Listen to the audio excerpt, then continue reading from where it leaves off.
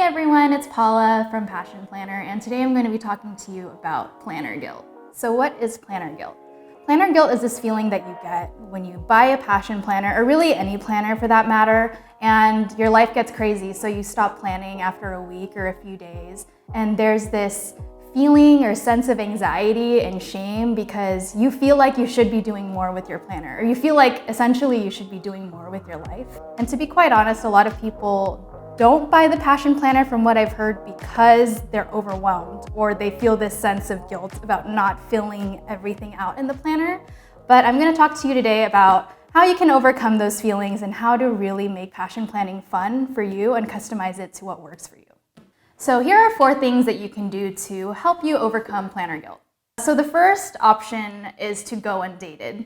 A lot of folks like me are really into planning. Like, we love the idea of mild liners and washi tape and filling out our planner every day. It's just really exciting for people like me. Not everybody's like that.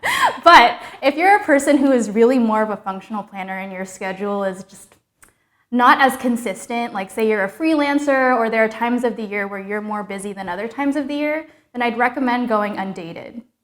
The undated passion planner is great because you can stop planning whenever you want and not feel guilty about it at all. With the dated planners, they have dates to hold you accountable, but if your schedule doesn't really align with being busy at all times of the year, then the undated is perfect because there are no dates in it. You fill it all out, and you could literally go 3 months without planning and skip it, and you don't have to feel bad about it at all. So the second step is to personalize and customize the passion planner to your needs specifically.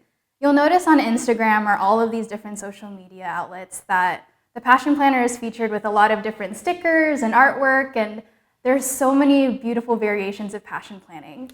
However, that may not be the way that you plan, and it's definitely not how I plan. And I try to abide by this philosophy that I learned in yoga, which is try to be inspired and not intimidated by what's happening in another person's mat. So when it goes to passion planning, try to be inspired and not intimidated by what's happening in another person's planner. So today I'm going to be showing you some of the ways that I use my passion planner that are unique to me to help you get ideas, but also to help you take ownership of what your unique passion planning style is. So one of the things that I do that may be different from other people's planners is I use the monthly layout to track my glows and grows. I write down something that I did really well that day, and then if it warrants it, something that I can improve on for that day. I found that it was redundant to write events in both the monthly and weekly layouts, so it gave me some creative license with how I use my monthlies. You can also get creative with those free downloadables by mixing and matching. So an example of when I did that was this past month. I had so much to do and I needed more to-do lists. So I printed out a portion of the full downloadables for the medium size, and I put the work projects in the game changer section of the monthly. So it gave me more lists to work off of, and it also covered up some of that blank space that I didn't know what to do with it. Another way that you can avoid planner guilt is to not plan at all. You can use your passion planner to track different things, to journal, as a scrapbook. It could be anything that you want it to be. And I like to use my back pages in particular for tracking. We can take a look at my back pages and I can show you how I customize my passion planner. And like I said earlier, I'm more of a structure person, so I love using the dotted pages in particular. So in the top left corner of my back pages, I include an ideal morning and ideal evening routine. Getting into a routine as somebody who really values structure in their life is so important to me. So I want to make sure that everything that's on here is conducive to my lifestyle and that everything in my passion planner really works for me and is intentional and has a purpose. I also included relationship milestones in my passion planner. For example, like meeting my boyfriend's family was on there because that was something that I knew was really important to him. It feels good to check things off and to see not just where your life is going, but also where your relationships are going. So it's pretty cool. I'm also a big yogi, so my next page is dedicated to physical exercise and health in general. So I track all of my yoga classes. My goal is to attend at least 100 yoga classes by the end of the year. So another one is I use my year in pixels, which is basically just mood tracking your mood every day. And maybe one of the things that makes mine unique is I realize that emotions are nuanced. So one day I can be both happy and sad. So I will make a little line on a specific day if I'm feeling more than one emotion. So step 3 is to view passion planning as experimental and not eternal. There's this mindset that we have when we write something down, it's like it has to happen. And my friends and I joke about that all the time. Like when we're about to make plans, we'll be like, oh, are we gonna do this? Because it's going in my planner. And once it goes in my planner, it means that we have to do it. But the thing is, plans change all of the time. And in this particular page in my passion planner, you'll notice, and it was the second month of the year, or not the second month, it was the second week of the year, and I was like, oh my gosh, 2019 is gonna be so awesome. And if you look in here, there's like 13 whiteout spaces because I was just like, I didn't do any of the things that I said I was gonna do. But that's life, right? It's not eternal, it's experimental.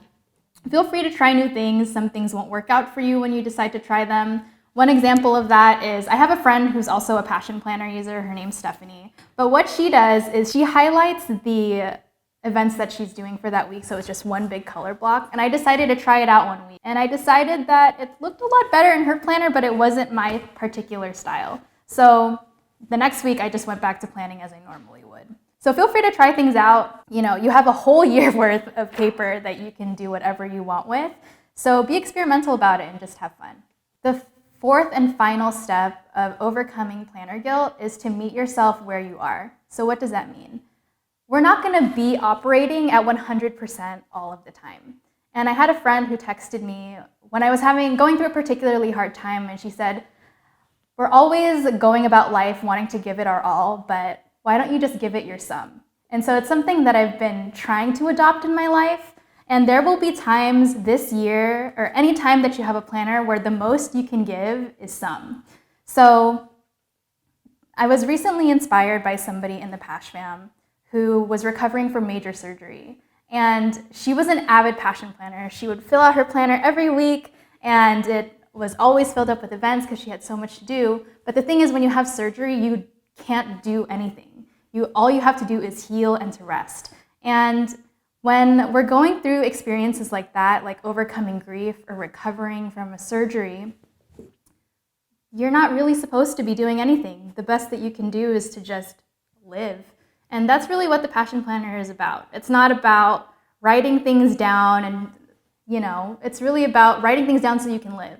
So what she did with her weekly layouts was, during the time that she was healing from her surgery, she just covered it with a bunch of inspirational quotes and magazine clippings that she thought was beautiful. And that's what the Passion Planner can be for you. You don't have to have plans to have a Passion Planner. You just have to have passion, and that's it. Okay, so just to review, there are 4 ways that you can overcome planner guilt. Number 1 is to go undated.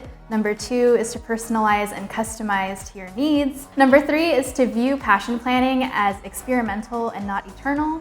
And number 4 is to meet yourself where you are. If you want to learn more about planner guilt, check out the blog that I wrote. The link is in the description box below. If you like this video, feel free to like, comment, and subscribe. And feel free to tap the bell icon to be the first to know about all of our Passion Planner videos and when they come out. Thanks again for watching. Let us know in the comments below what topics you want us to cover in future videos, and we'll see you next time. Bye!